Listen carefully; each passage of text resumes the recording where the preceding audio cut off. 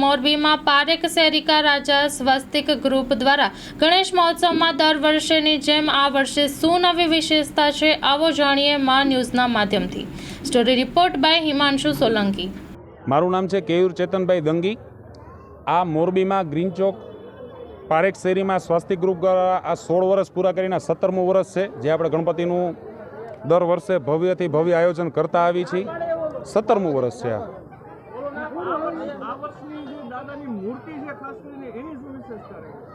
આ અમારા એક આયોજકમાંના એક આયોજકને થોડુંક વિશેષ લાગણી હતી કે આપણા હિન્દુ ધર્મમાં આપણા ઘણા બધા દેવી દેવતાઓ છે, તો એમાંનું એક કોમ્બિનેશન કરી દ્વારિકા નગરીના કૃષ્ણજીની દ્વારિકાની બેકગ્રાઉન્ડ આખી થીમ રાખેલી છે ને જેમાં સિંહાસન ઉપર ગણપતિજીને બેસાડેલા છે। અમારા આયોજકોમાં જ એક આયોજકે આ વિશેષ કરીને મૂર્તિ સ્પેશિયલી બનાવડાવી છે એમ કહો તો પણ ચાલે। અમે રાષ્ટ્ર પ્રથમમાં માનવાવાળા છીએ।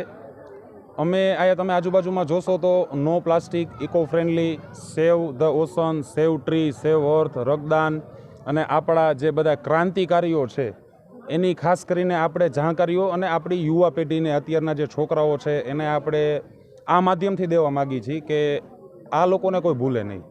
આપણે આપણા નાનપણમાં આવું જોયેલું છે એટલે આપણને યાદ છે, આપણા ભણવામાં આવેલું છે।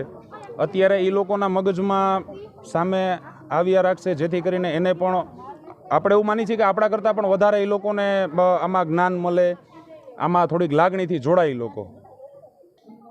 નિવેદન તો આમાં કાંઈ કરવા જેવું નથી, ઘણો બધો સારો સાથ સહકાર મળે છે લતાવાસીઓ તરફથી। ખાસ કરીને અમારા આયોજકો તો ઠીક, પણ અમારી જે ટીમ છે ને, ઘણીવાર એમ થાય કે અમે આયોજકમાં અમારું નામ શું કામ લખાવી છીએ। જે ખરેખર ટીમમાં જે 35-40 લોકો જે કામ કરે છે એને આયોજક તરીકે એ અમારા કરતાં 10 ગણી મહેનત કરે છે। રાત ઉજાગરા કરવા કે આવું સામાન્ય નાનું મોટું કામ બહાર ઊભું રહીને જે જોવું, આયોજકોની જવાબદારી એટલે શું, આ ઊભા છે, કામ ચીંધે છે, જવાબદારી લે છે। એ જે ગ્રાઉન્ડ લેવલે જે વર્ક કરે છે એ અમારા કાર્યકર્તા છે, એના લીધે જ આયોજન વર્ષોથી થતું આવે છે। જે તે સમયે અમે કાર્ય કરતા હતા ત્યારે આયોજક મોટા વડીલો હતા, આખી સાયકલ છે ચાલતી આવે છે। અને લતાવાસીઓ અમારે એક દિવસ અમારે ઘણીવાર ભક્તજનોને ના પાડવી પડે કે આજે પ્રસાદીમાં ફૂલ છે, પેક છે, 2, 3, 4 પ્રસાદી થઈ જાય છે। અમને બહુ સારો એવો સાથ સહકાર મળે છે।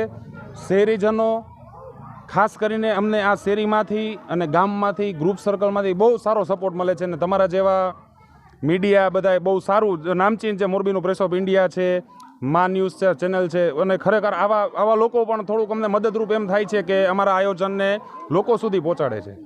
દાદા પાસે તો હું નહીં ધન માગું નહીં દોલત માગું, દાદા પાસે હું ફક્ત શાંતિ માગીશ, જે પૈસા દેવાથી નથી મળતી। હું એવું વિચારીશ કે પહેલાં તો અમારા જે આયોજકો, અમારા કાર્યકર્તાઓ, અમારા શેરીના લોકો અને મોરબીવાસીઓને શાંતિ મળે। પૈસા માગી તો અશાંતિ મળશે, શાંતિ મળે એવી પ્રાર્થના આપણે દાદા પાસે અમે વર્ષોથી કરતા આવી છીએ। શાંતિ મળે દાદા પાસે એવી મારી પ્રાર્થના છે દાદા પાસે।